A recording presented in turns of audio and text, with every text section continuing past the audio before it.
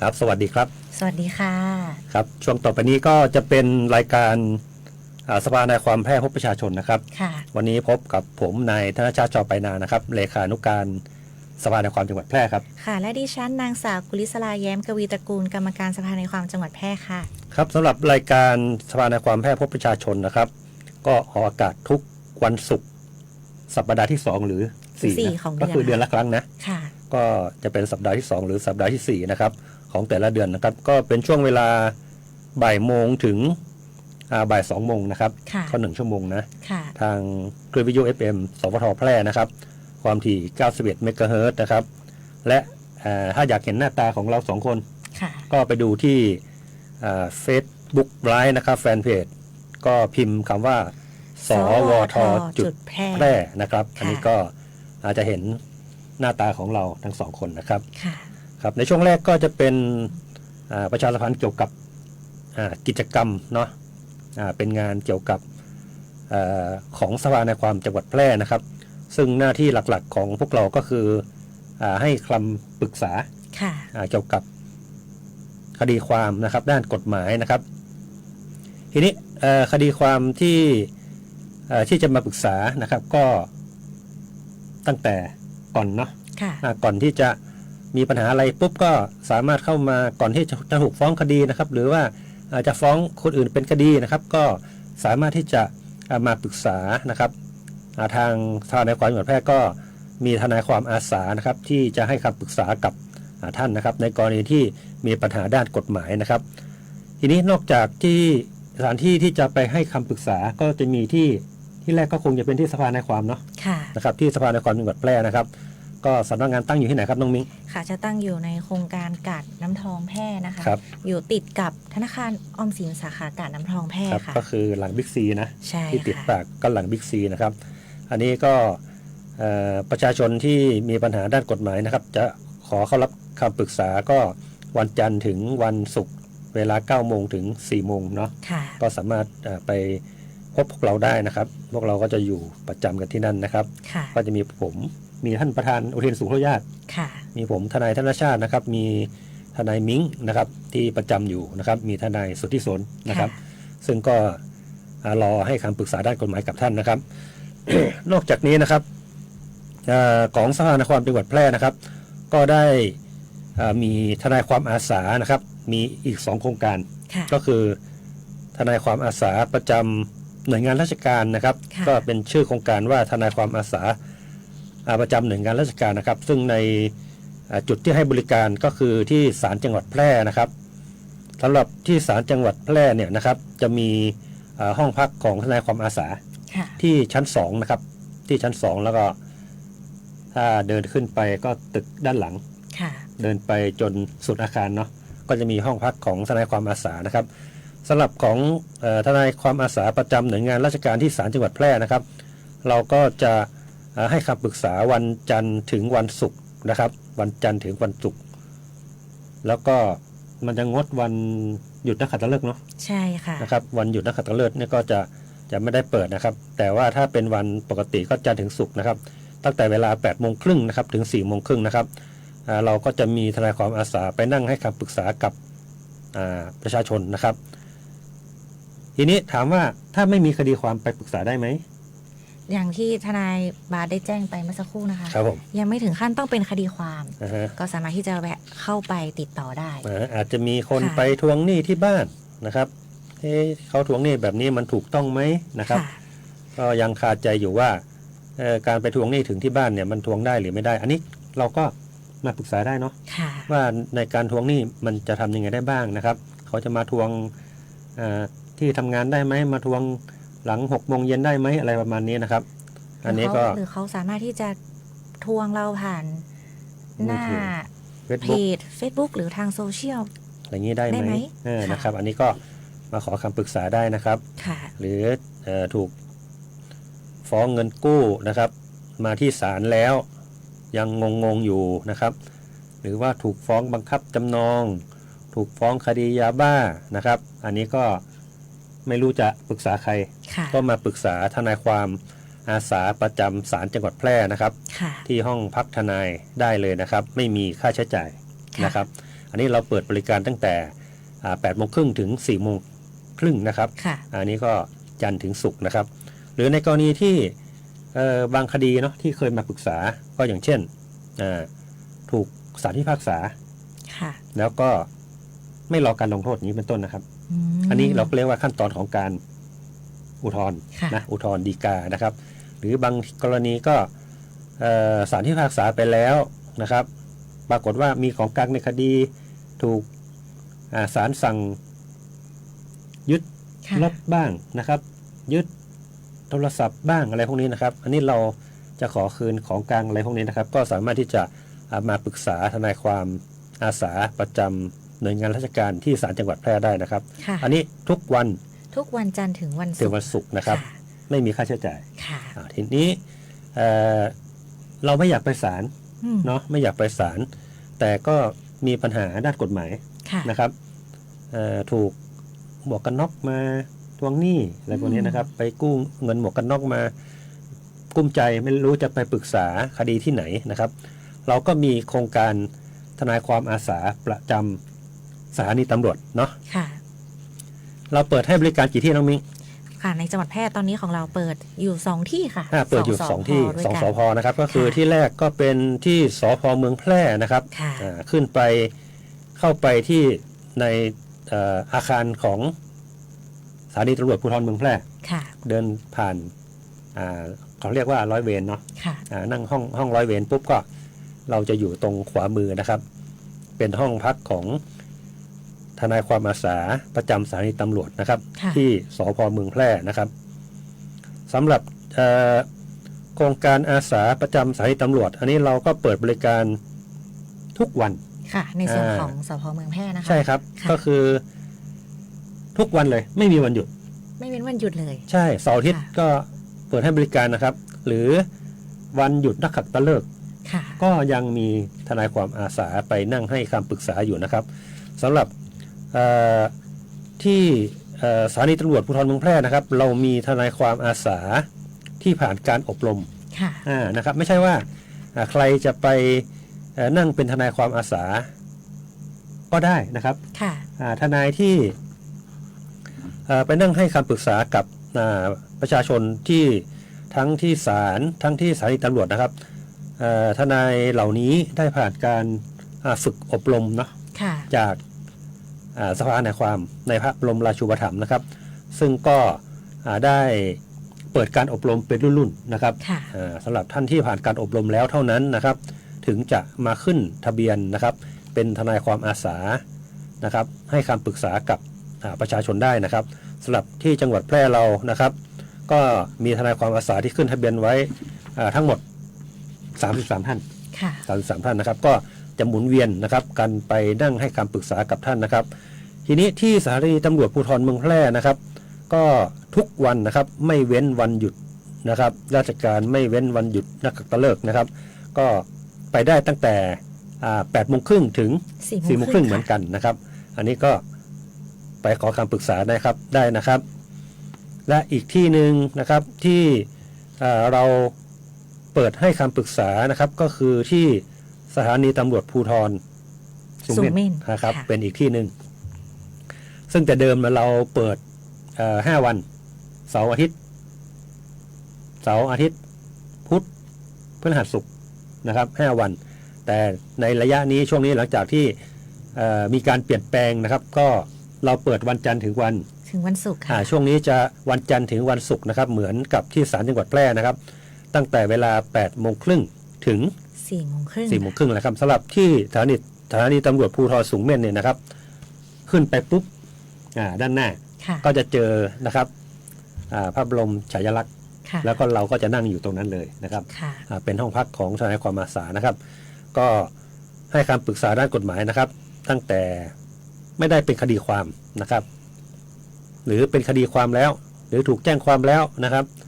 หรือถูกฟ้องเป็นคดีแล้วมาที่ศาลนะครับไม่รู้จะปรึกษาใครนะครับหรือก่อนจะไปขึ้นศาลก็สามารถมาปรึกษานะครับทนายความอาสาประจำสถานีตำรวจภูธรนะครับที่ทั้งเมืองแล้วก็สูงเม่นได้นะครับที่สูงเม่นก็จันทร์ถึงศุกร์ 8 โมงครึ่งถึง4 โมงครึ่งนะครับก็ไปรับคำปรึกษาได้นะครับ อันนี้ก็เกี่ยวกับการให้คำปรึกษาด้านกฎหมาย ค่ะ ทีนี้จะมีอีกเรื่องหนึ่งก็คือในคดีที่เราถูกฟ้องเป็นคดีอาญา ค่ะ หรือถูกพนักงานสอบสวนเนาะ แจ้งข้อกล่าวหา แจ้งข้อกล่าวหานะครับ ค่ะ ตกเป็นผู้ต้องหานะครับ อันนี้ก็กฎหมายข้อกำหนดว่าก่อนที่เรานะครับหรือพนักงานสอบสวนจะสอบสวนเรานะครับพนักงานสอบสวนในกรณีที่มีโทษ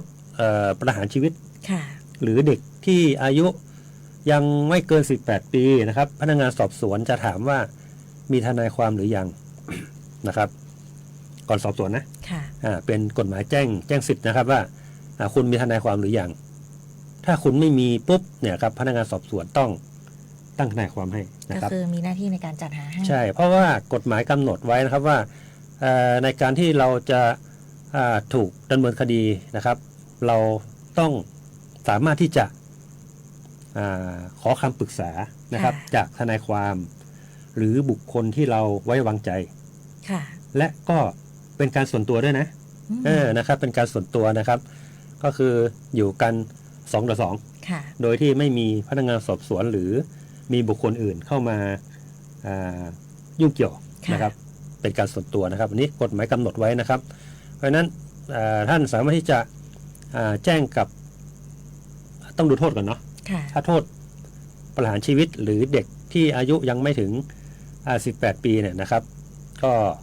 อันนี้ต้องตั้งให้เลยนะแต่ทีนี้ในกรณีที่มีโทษจำคุกนะครับมีโทษจำคุกพนักงานสอบสวนก็จะถามเราว่าเรามีทนายไหม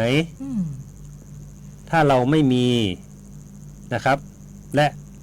เราต้องการที่จะปรึกษาทนายนะครับอันนี้ตำรวจต้องแต่งตั้งทนายความให้กับเรานะครับเพื่อที่จะเข้ามาร่วมฟังการสอบสวนและให้คำปรึกษาด้านกฎหมาย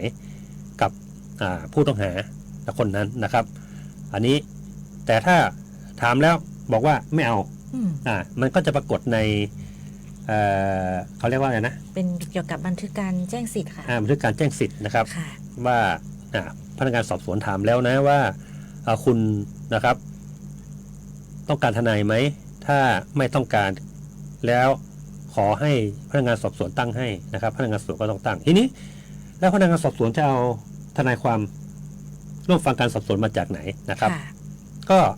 พนักงานสอบสวนก็จะโทรหานะครับท่านประธานของเรานะครับประธานอุเทนสุขทญาตินะครับว่าตอนนี้ที่สมมุติว่ามีการสอบสวนที่สภ.สูงเม่นอย่างนี้นะครับเราก็จะมีการประสานนะครับทนายความนะครับว่าวันไหนให้ไปร่วมฟังการสอบสวนวันนั้นวันนี้นะครับเราก็จะแต่งตั้งให้ไปมีค่าใช้จ่ายไหมน้องมิไม่มีค่าใช้จ่ายไม่มีค่าใช้จ่ายนะครับเพราะว่าเงินค่าใช้จ่ายในส่วนนี้เนี่ยก็จะไปเบิกที่เขาเรียกว่าอะไรนะยุติธรรมจังหวัดเป็นของกระทรวงยุติธรรมนะครับก็คือไม่มีค่าใช้จ่ายเพราะฉะนั้นท่านที่ถูกตกเป็นผู้ต้องหานะครับแล้วก็ต้องการทนายความก็ขอให้แจ้งกับพนักงานสอบสวนนะครับพนักงานสอบสวนก็จะตั้งทนายความให้กับท่านเพื่อมาให้คำปรึกษาแล้วก็ร่วมฟังการสอบสวนกับท่านนะครับอันนี้ไม่มีค่าใช้จ่ายนะครับอันนี้เป็นสิทธิ์ของผู้ต้องหานะครับทีนี้จะมีอีกส่วนก็คือตกเป็นจำเลยแล้วเนาะตกเป็นจำเลยแล้วนะครับอันนี้ก็มันจะเป็นเรื่องของทนายขอแรงไปแล้วเนาะก็เหมือนกันนะครับคดีที่มีโทษประหารชีวิตหรือเด็กที่ต่ำกว่า18เนี่ยศาลก็จะตั้งให้เลยนะครับแต่ถ้ามีโทษจำคุกนะครับศาลก็จะถามว่ามีทนายหรือยังถ้าไม่มีทนายศาลก็จะตั้งมีทนายหรือยังก่อนเนาะศาลเขามีทนายหรือยังถ้าไม่มีเอาต้องการทนายไหมถ้าเขาบอกต้องการทนายศาลก็จะตั้งทนายความให้นะครับหรือจะให้ตัวของจำเลยนั้น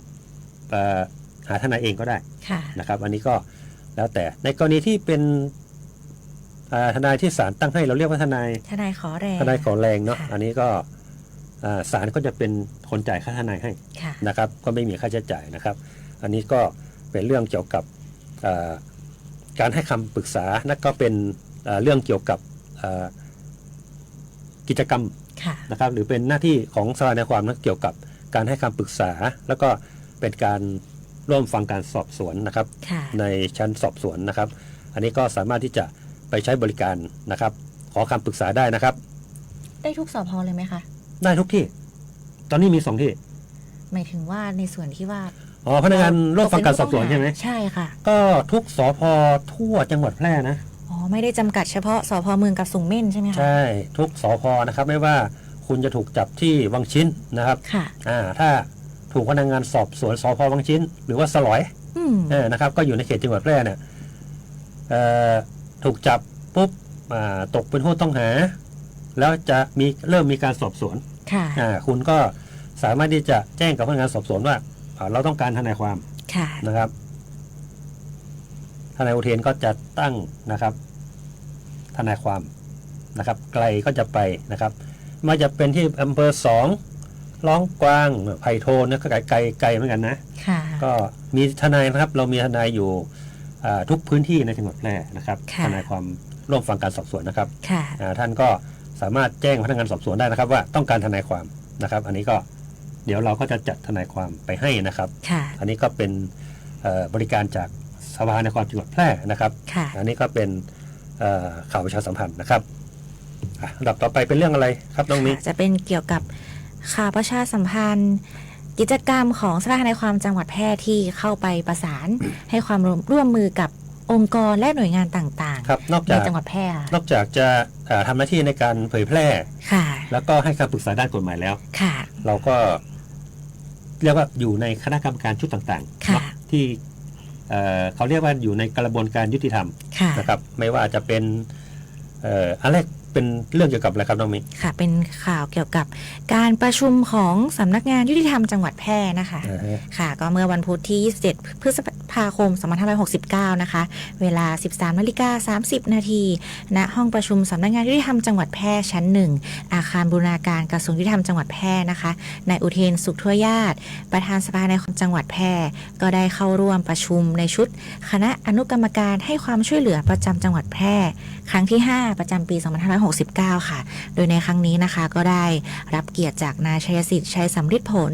รองผู้ว่าราชการจังหวัดแพร่เป็นประธานในที่ประชุมนะคะในครั้งนี้ก็ได้ร่วมรับฟังรายงานสถานะทางการเงินของกองทุนยุติธรรมค่ะ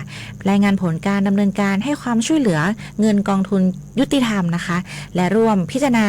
ให้ความช่วยเหลือเงินกองทุนยุติธรรมแก่ประชาชนที่เข้ามาติดต่อขอรับความช่วยเหลือในการดำเนินคดีในชั้นศาลนะคะในครั้งนี้ก็พิจารณาไป2 รายนะคะเป็นการพิจารณาค่าจ้างทนายความและค่าธรรมเนียมศาลตลอดจนค่าใช้จ่ายอื่นๆที่เกี่ยวข้องในการดำเนินคดีทางศาลนะคะอย่าง2 รายที่พิจารณาไปก็คือเรื่องเกี่ยวกับการขอจัดการมรดกค่ะแล้วก็กรณีฟ้องขับไล่เรียกค่าเสียหายค่ะครับสำหรับการช่วยเหลือของเงินกองทุนยุติธรรมนะครับก็เป็นเรื่องเกี่ยวกับช่วยค่าใช้จ่ายในการฟ้องร้องและดำเนินคดีนะครับก็ทีนี้ไม่ใช่ว่าใครจะมายื่นก็ได้เนาะนะครับหลักเกณฑ์ก็คือต้องเป็นผู้ยากไร้และก็ไม่ได้รับความเป็นธรรมนะครับสำหรับทั้ง2 เคสนี่ก็ทราบข่าวว่ายากจนมากนะครับก็คือเขายกรายได้ต่อวันเนาะเขาพูดกันเป็นหลัก10นะครับคือมีรายได้ต่ำแล้วก็เป็นผู้ยากไร้นะครับก็เลยมายื่นขอกองทุนยุติธรรมซึ่งคณะกรรมการก็พิจารณาแล้วก็อนุมัติวงเงินให้เพื่อไปฟ้องและดำเนินคดีเงินที่เขาให้เป็นเงินสดไหม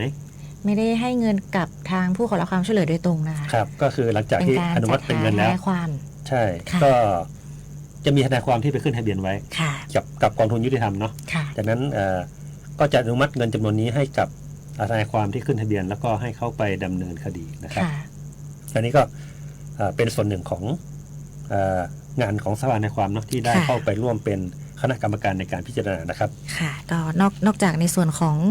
เงินช่วยเหลือกองทุนยุติธรรมนะคะข่าวที่2นะคะในวันเดียวกันนะคะเมื่อวันพุธที่27 พฤษภาคม 2569ค่ะเวลา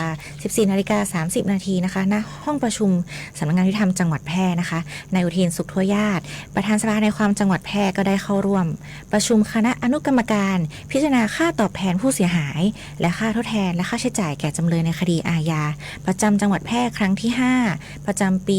2569 ค่ะ โดยในครั้งนี้ได้รับเกียรติจากนายชัยสิทธิ์ชัยสำริดผลรองผู้ว่าราชการจังหวัดแพร่เป็นประธานในที่ประชุมนะคะ ในการนี้นะคะก็ได้ร่วมกันพิจารณาค่ะคำขอรับการช่วยเหลือเยียวยาค่าตอบแทนผู้เสียหายในคดีอาญาจำนวนทั้งสิ้น 8 รายด้วยกันค่ะค่ะ ก็เกี่ยวกับค่าตอบแทนผู้เสียหายค่าทดแทนและค่าใช้จ่ายแก่จำเลยในคดีอาญาค่ะก็คือในกรณีที่เราถูกตกเป็นจำเลยเนาะค่ะที่จริงไม่ถึงกับเป็นจำเลยก็ได้นะบางครั้งเราเป็นเขาเรียกว่าอะไรเป็นผู้เสียหายเนาะเป็นผู้เสียหายอย่างเช่นถูกรถชนอย่างเงี้ยนะครับเราก็จะเป็นผู้เสียหายในคดีอาญาบางครั้งเราไม่ได้รับการเยียวยาหรือชดเชยจากตัวของจำเลยเนาะอันนี้ทางเราก็มายื่นคำร้องขอกับทางกองทุนนะครับ1 ปีนับแต่วันเกิดเหตุนะมีระยะเวลาใช่ไหมคะมีระยะเวลานะครับเช่นเดินอยู่แล้วก็ถูกรถชนแล้วก็เสียชีวิตอย่างเงี้ยนะครับโดยที่ไม่ใช่ความผิดของเราก็มายื่นบางครั้งคนที่ชนอาจจะเป็นคนที่เขาเรียกว่าไงคนยากจนอะไรพวกนี้เนาะเขาไม่สามารถที่จะเยียวยาให้กับเราได้เราก็สามารถที่จะมายื่นขอกับกองทุนได้นะครับที่สังเกตดูที่ขอเข้ามาเยอะๆก็จะเป็นเรื่องเกี่ยวกับอุบัติเหตุรถยนต์จราจรนี่ใช่อุบัติเหตุทางจราจรนะครับบางครั้งเขาไม่ได้ตอบพรบหรือแม้ทั้งตัวเราด้วยไหมคะก็คือไม่ได้ตอบพรบตัวคู่กรณีไม่ได้ตอบนะครับเขาก็มาชนแล้วก็ผู้เสียหายคนนี้ตายก็ไม่ได้รับการเยียวยาจากจำเลยอันนี้ก็มายื่นที่กองทุนยุติธรรมกองทุนยุติกรรมก็จะเป็นผู้จ่ายเงินจำนวนนี้ให้นะครับอันนี้ก็เรียกว่าเขาเรียกว่าไงเป็นการรับรองคุ้มครองสิทธิ์คุ้มครองสิทธิ์ว่าถึงถ้าพรบไม่มีกองทุนยุติธรรมก็จะจ่ายให้หรือในกรณีที่เป็นจำเลยในคดีอาญาแล้วก็สู้คดีกันเนาะจนชนะคดีและศาลพิพากษาว่าเราไม่ได้ผิดอย่างเงี้ยนะครับจำเลยไม่ได้ผิดแล้วก็ติดคุกเป็นเวลานานๆอย่างเงี้ยครับก็สามารถที่จะมายื่นขอเงินจากกองทุนยุติธรรมได้นะครับอันนี้ก็เป็นเรียกว่ากรรมการพิจารณาค่าตอบแทนผู้เสียหายเนาะอันนี้ก็เราก็สามารถมายื่นได้นะครับอันนี้ก็เป็นกิจกรรมหนึ่งของสภาในความจังหวัดแพร่นะครับเดี๋ยวพักเบรกกันฟังเพลงสักครู่นะครับเดี๋ยวมาพบกันในช่วงที่2ครับ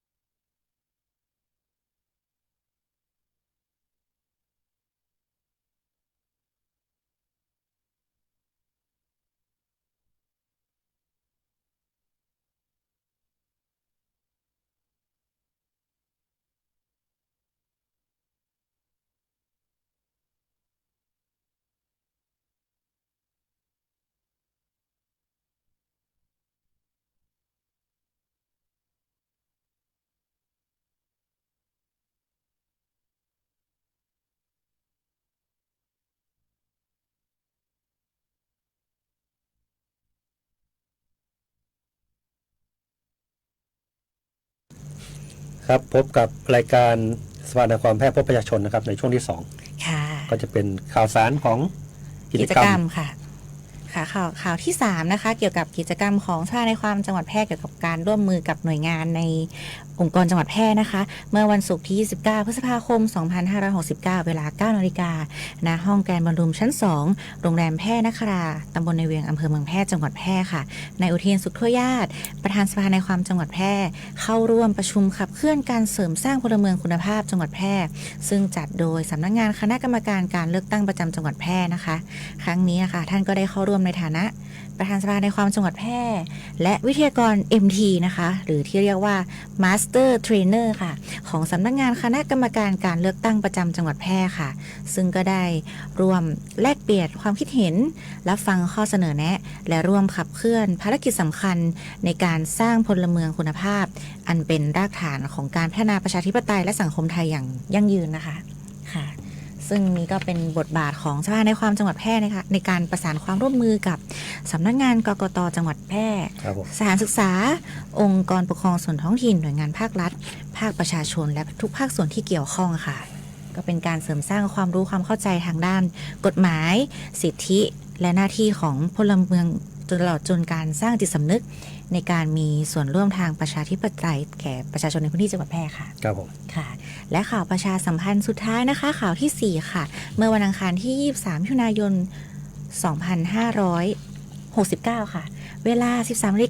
13:30 นาทีณห้องขายทอดตลาดทรัพย์สำนักงานบังคับคดีจังหวัดแพร่ค่ะนายอุเทนสุขทั่วญาติประธานสภาในความจังหวัดแพร่ค่ะได้เข้าร่วมประชุมคณะกรรมการกำหนดราคาทรัพย์ครั้งที่6ประจำปี2569นะคะในฐานะกรรมการในครั้งนี้ก็ได้เข้าร่วมพิจารณากำหนดราคาทรัพย์ที่จะทำการขายทอดตลาดตามเงื่อนไขของกฎกระทรวงนะคะทั้งสิ้นจำนวน6คดีด้วยกันค่ะครับผมสำหรับ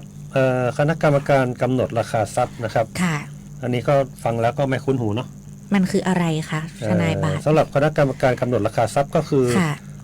ในกรณีที่มีการบังคับคดีแพ่งเนาะก็คือมีการยึดทรัพย์นะครับยึดทรัพย์ของลูกหนี้เอาขายทอดตลาดนะครับเวลาเราเป็นหนี้นะเราเป็นหนี้เงินนะครับหนี้เงินกู้หรือเอาที่ดินไปจำนองไว้กับธนาคารแล้วเราไม่ส่งนะครับให้เป็นไปตามที่กำหนดนะครับไม่ได้ส่งค่างวดตัวของธนาคารหรือเจ้าหนี้เขาก็ไปฟ้องเราเป็นคดีแพ่งนะครับนี่ในคดีแพ่งก็คือมีการยึดทรัพย์เนาะก็คือเอาทรัพย์ออกขายทอดตลาดอาจจะยึดบ้านออกขายทอดตลาดนะครับก็ไปยึดที่ไหนหน่วยงานที่เกี่ยวข้องก็คือสำนักงานบังคับคดีนะครับเราก็จะไปทำการตั้งเรื่องยึดทรัพย์เจ้าหนี้ก็จะไปตั้งเรื่องยึดทรัพย์ที่นั่นทีนี้เขาก็จะประเมินราคาเนาะประเมินราคาบ้านประเมินราคาที่ดินนะครับหรือยึดรถออกมาปุ๊บก็ประเมินราคารถว่าสภาพแบบนี้ราคาสักกี่บาทสมมุติว่านะครับมองด้วยสายตาปุ๊บเนี่ยก็ประเมินไปตามหลักเกณฑ์เนาะได้ 700,000 บาทแต่นี่มันล้านกว่าบาทอย่างเงี้ยนะครับเขาก็ประเมินแล้วว่ามันได้ 700,000ก็เอาไปประกาศขายครับประกาศขายที่สำนักงานบังคับคดีเขาก็จะมีการกำหนดการขายเป็นครั้งนะครับทีนี้ครั้งแรกกับถึงครั้งที่6ต้องมี6ครั้งเนาะก็จะขายไปนะครับขายครั้งแรกก็ 100% ครั้งที่2 90ครั้งที่3 80ครั้งที่4 70%เขาจะขาย 70% ลงมานะครับปรากฏว่าขายทั้ง6ครั้งก็ขายไม่ออกใช่ครับขายไม่ออกเจ้าหนี้นะครับหรือเจ้างานบังคับคดีอาจมองว่ามันทำไมมันขายหลายครั้งแล้วมันขายไม่ได้ราคามันสูงไปหรือเปล่านะครับเขาก็จะเอาทรัพย์ตัวนั้นนะครับมาเข้าคณะกรรมการกำหนดราคาทรัพย์เขาก็มาดูเพราะในคณะกรรมการกำหนดราคาทรัพย์ก็จะมีประธานสภาทนายความเนาะก็จะมีเจ้าพนักงานที่ดินมีธนารักษ์นะครับตัวแทนจากธนาคารจากหอการค้าพวกนี้ท่านเขาก็จะมีความรู้เกี่ยวกับที่ดินเกี่ยวกับบ้านก็จะมาดูว่าที่ตรงนี้มันทำไมมันขายไม่ออกก็จะไปดูนะครับเขาก็จะมีหลายๆด้านเนาะบางทีก็เรื่องที่ดินมาดูว่าราคามันแพงไปหรือเปล่าตัวบ้านมันเก่าแล้ว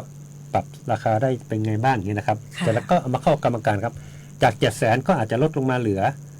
500,000อย่างนี้เป็นต้นนะครับหรืออาจจะตามหลักเกณฑ์เนาะก็มีหลักเกณฑ์อยู่นะครับเพื่อที่จะให้สามารถเอาทรัพย์ที่ถูกยึดมาขายทอดตลาดเพื่อเอาเงินมาชำระหนี้ให้กับเจ้าหนี้ได้นะครับอันนี้ก็เป็นหน้าที่ของคณะกรรมการกำหนดราคาทรัพย์นะครับซึ่งในส่วนนี้ก็เป็นเขาเรียกว่าเป็นอีกบทบาทหนึ่งนะครับของทนายความจังหวัดแพร่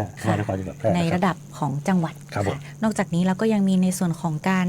ประสานความร่วมมือในส่วนระดับประเทศด้วยนะคะระดับประเทศเลยนะใช่ค่ะเมื่อวันพุธที่4มิถุนายน2569ที่ผ่านมานะคะเวลา 8:30 นาทีถึง 11:30 นาทีนายอุเทนสุขทั่วญาติประธานสภาในความจังหวัดแพร่นะคะในฐานะอาจารย์ประจำสาขานิติศาสตร์มหาวิทยาลัยมหาจุฬาลงกรณราชวิทยาลัยวิทยาเขตแพร่และอาจารย์พิเศษคณะนิติศาสตร์มหาวิทยาลัยรังสิตนะคะก็ได้รับเกียรติเป็นวิทยากรบรรยายออนไลน์ค่ะออนไลน์ใช่ค่ะในหัวข้อของกฎหมายเกี่ยวกับยาเสพติดค่ะภายใต้โครงการอบรมสร้างความฉลาดรู้ทางกฎหมายแก่ผู้ต้องขังภายใต้โครงการกำลังใจในพระราชดำริของกระทรวงยุติธรรมค่ะซึ่งการบรรยายในครั้งนี้ก็เป็นในการรูปแบบออนไลน์นะคะถ่ายทอดไปยังเรือนจำทั่วประเทศครับค่ะก็เป็นเรื่องเกี่ยวกับยาเสพติดเนาะค่ะซึ่งแต่เดิมเนี่ยมันเป็นพระราชบัญญัติค่ะยาเสพติดนะครับตั้งแต่ปี 2522 มั้งถ้าจำไม่ผิดนะโอ้ที่ฉันยังไม่เกิดเลยค่ะ ก็มีการเขาเรียกว่าอะไรมีการออกพระราชบัญญัติเนาะแก้ไขมาเรื่อยนะครับเมื่อหลายๆฉบับสุดท้ายก็มีการประกาศใช้ประมวลกฎหมายยาเสพติดนะครับประกาศใช้เมื่อประมาณปี 2564 เนาะก็เป็นเรื่องเฉพาะด้านไปเลยนะครับก็เรียกว่ามีอะไรใหม่ๆมาเยอะนะอย่างเช่น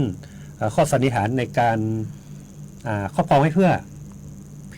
เสพครอบครองไว้เพื่อจำหน่ายอย่างเงี้ยนะครับก็จะมีเมื่อก่อนเนี่ยถ้าใครครอบครองไว้15หน่วยการใช้ก็15เม็ดเนี่ยก็ให้สันนิษฐานไว้ว่าเขาครอบครองไว้เพื่อจำหน่ายแต่กฎหมายใหม่นี้รู้สึกว่าจะไม่ได้บัญญัติไว้นะครับอันนี้ก็แล้วก็มีข้อสันนิษฐานเกี่ยวกับว่าถ้าครอบครองไว้นิดหน่อยสัก1หน่วยการใช้หรือไม่เกิน100มิลลิลิตรอย่างเงี้ยนะครับก็ให้ถือว่าเป็นผู้เสพอันนี้ก็จะเข้าสู่ขั้นตอนของการเอาไปบำบัดนะครับก็ถือว่าผู้เสพคือผู้ป่วยแต่อย่าป่วยบ่อยนะบางคนบำบัดมาได้ไม่ถึงเดือนกลับไปอีกละนะครับอันนี้ก็ต้องบอกว่าเขาจะมีการสุ่มเนาะสำหรับสถานที่บำบัดในจังหวัดแพร่มีที่ไหนบ้างครับน้องมิค่ะศูนย์ประสานงานหลักนะที่นี้นะคะก็คือโรงพยาบาลแพร่ค่ะก็จะมีกลุ่มงานจิตเวชและยาเสพติดให้บริการทั้ง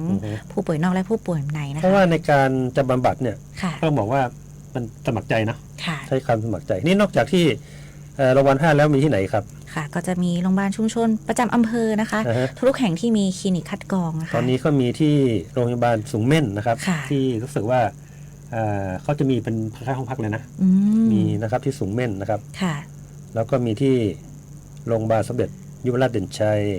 โรงพยาบาลรองโรงพยาบาลล็อกกวางโรงพยาบาล2ที่เป็นโรงพยาบาลหลักของแต่ละอำเภอเนาะครับผมซึ่งตามกฎหมายที่จะมองว่าผู้เสพเนี่ยเป็นผู้ป่วยทั้งนี้ทั้งนั้นเนี่ยค่ะก็ต้องอยู่ในเงื่อนไขของกฎหมายเนาะทางนี้ทางนั้นผู้ที่เสพเนี่ยที่สมัครใจที่จะเข้ารับการบำบัดรักษาตามที่กฎหมายกำหนดนะคะท่านผู้ฟังก็จะไม่มีคดียาติดตัวและไม่เสียประวัติอาชญากรรมตามหลักการผู้เสพคือผู้ป่วยครับก็คือเราไม่ได้จับไปปั๊มนิ้วมือนะครับเมื่อไม่ได้ปั๊มนิ้วมือปุ๊บก็จะไม่ปรากฏประวัติเป็นอาชญากรรมเนาะครับผมทีนี้กลับมาดูงานของทนายความนะครับที่เกี่ยวกับทนายความอาสานะครับเราก็มีสถิติมานำเสนอท่านนะครับว่าที่ศาลจังหวัดแพร่นะครับในรอบเดือนเมษายนพฤษภาที่ผ่านมานะครับก็มีคดีที่เข้ามาปรึกษานะครับก็เรียกว่าน่าจะเป็น100 เคสเนาะไม่มีเยอะมากนะครับมีที่มาปรึกษาในเดือนเมษายนเนี่ยนะครับคดีที่มีค่อนข้างเยอะก็คือคดีมรดกมันเป็นไงคดีมรดกนี่คือเกี่ยวกับ ทรัพย์สินการจัด แล้ว การ ก็ มรดก ที่ส ใช่ไห พสูงเม่นก็มีเรื่องการจัดการมรดกนะครับ อืม สพเมืองแพร่ก็มีนะครับ ในเดือนเมษามีผู้มาปรึกษาเรื่องมรดกถึง4คดี4เคสเนาะ ค่ะ นะครับคือมีทุกเดือนนะครับ ค่ะ ก็เลยวันนี้ก็เลยจะมาเล่าเนาะ ค่ะ ว่าในการจัดการมรดกทำไมต้องมีคดีจัดการมรดก เนื่องจากอะไรครับน้องมิ้ง ค่ะ ก็คือเนื่องจากว่ามีคนตาย ถูกต้อง มีคนตาย มี ก่อน คน นะ ตายถึงจะต้องมีการ จัดการมรดกครับ ค่ะ ก็คือมีผู้เสียชีวิตหรือตายขึ้นมาปุ๊บเนี่ยนะครับเขาก็ เขา ทิ้ง ยั อะ ง ไร มี ไว้ให้ ทรัพย์สินต่าง เขาทิ้งทรัพย์สินไว้ให้ครับ ๆ ค่ะ ก็คือ ยังไม่ได้ทำอะไรกับทรัพย์สินนั้นก่อน ไม่ได้ตั้งใครเป็นผู้จัดการมรดก แล้วก็ไม่ได้ทำ พินัย พินัยกรรมไว้นะครับ ค่ะ ก็เสียชีวิตอย่างปัจจุบันทันด่วน หรือว่าตั้งใจจะยังไม่ยกให้ใคร นะครับ อันนี้ก็อยู่ๆจะไปโอนได้ไหม ก็ไม่ได้ ก็ไม่ได้นะครับ ค่ะ กฎหมายก็ต้องบอกว่าคุณก็ต้องไปยื่นคำร้องต่อศาล ค่ะ ขอเป็นผู้จัดการมรดกนะครับ ค่ะ ทีนี้ ใครได้ล่ะ นะครับใครจะไปยื่นคำร้องขอเป็นผู้จัดการมรดกกฎหมายก็กำหนดไว้เนาะ ค่ะ ว่าคนแรกที่จะไปได้คือใครครับ คือคนที่เรียกว่าทายาทค่ะ ทายาทก็ทายาทโดยธรรม ค่ะ เนาะก็ลูกหลาน ลูกหลานเหลนเนาะ ค่ะ หรือแม้แต่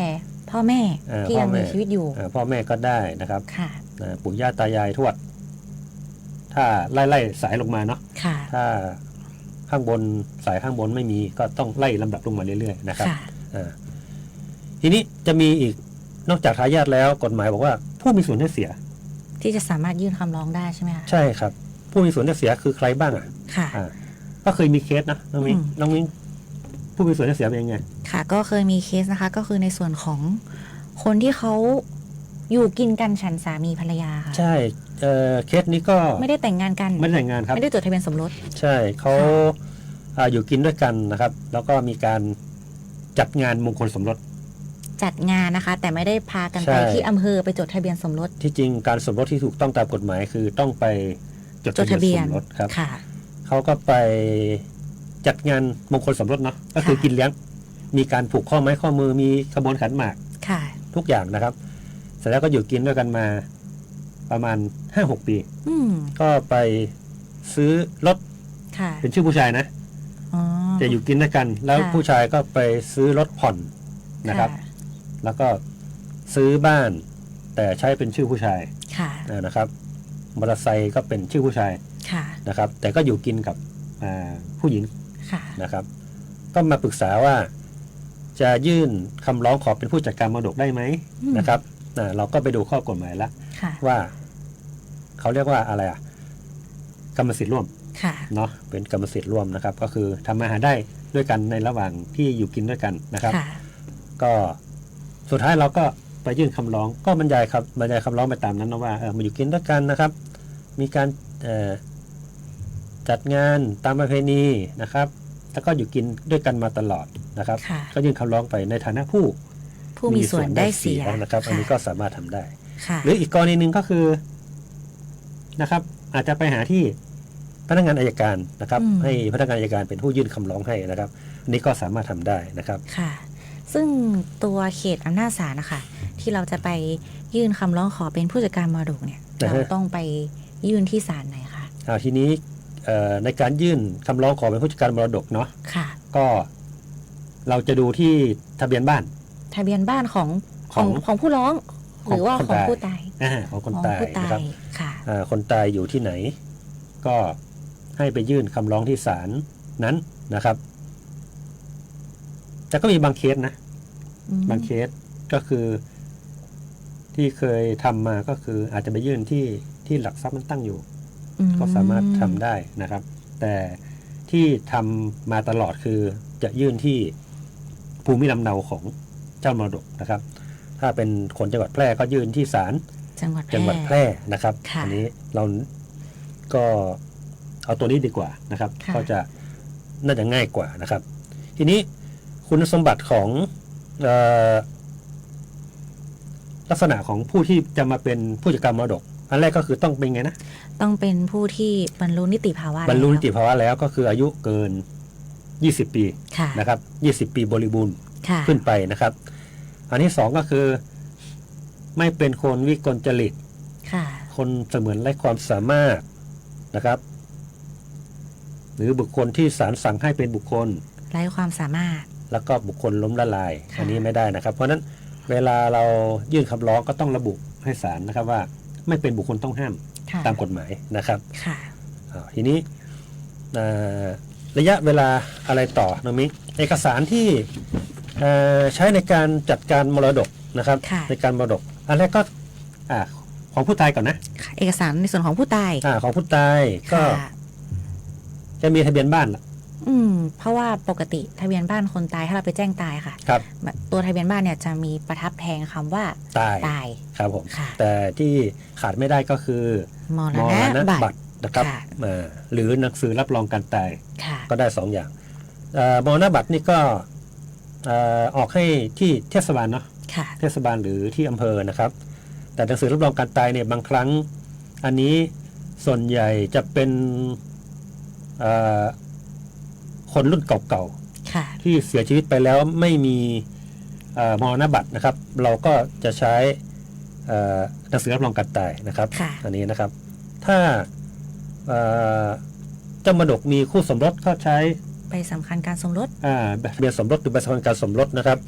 ถ้ามีการเปลี่ยนชื่อก็ใบเปลี่ยนชื่อตัวชื่อนามสกุลนะครับทีนี้เอกสารของผู้ขอต้องมีทะเบียนบ้านเนาะทะเบียนบ้านบัตรประชาชนถ้ามีการสมรสก็ทะเบียนสมรสถ้ามีการเปลี่ยนชื่อก็ใบเปลี่ยนชื่อนะครับแล้วก็หลักฐานของทายาทครับทายาทมีกี่คนก็เอามาตามนั้นนะครับถ้าทายาทคนไหนตายก็ต้องเอาบัตรทะเบียนบ้านประชาชนของทายาทอีกท่านหนึ่งมาแสดงนะครับและที่สำคัญเลยก็คือการจัดการมรดกได้ก็ต้องมีทรัพย์สินทรัพย์เป็นอะไรนะครับเป็นรถยนต์เป็นที่ดินนะครับก็สามารถที่จะเอามาเนี่ยทีนี้ไม่รู้จะไปยื่นที่ไหนก็มาหาทนายความได้นะครับอย่างเตรียมเอกสารไม่ได้ก็มาปรึกษาทนายความอาสาได้นะครับที่ไม่ว่าจะเป็นที่ศาลวันจันทร์ถึงวันศุกร์นะครับ8 โมงครึ่งถึง4 โมงครึ่งนะครับหรือที่สภ.เมืองแพร่นะครับมาได้ทุกวันนะครับ8 โมงครึ่งถึง4 โมงครึ่งและที่สภ.สูงเม่นครับวันจันทร์ถึงศุกร์8 โมงครึ่งถึง4 โมงครึ่งเหมือนกันและที่สุดท้ายที่จะมาได้ก็คือที่สภาทนายความจังหวัดแพร่นะครับก็มาขอรับคำปรึกษาถ้ามาที่สภาทนายความเจอเรา2 คนแน่นอนนะครับเราอยู่ที่โน่นจันทร์ถึงศุกร์เนาะครับก็มองเวลาแล้ว เดี๋ยวคงจะพบกันนะครับกับรายการสภาในความแพร่พบประชาชนนะครับก็สัปดาห์ไหนก็ต้องลุ้นกันอีกทีว่าจะมาอีกทีนะครับก็เป็นสัปดาห์ที่2หรือที่4ของแต่ละเดือนนะครับ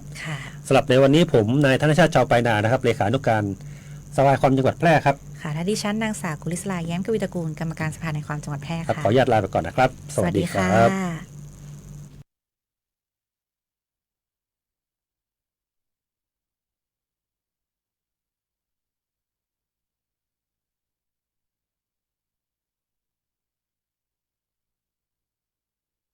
กลับมาติดตามรายละเอียดครับท้องฟ้ามนสาย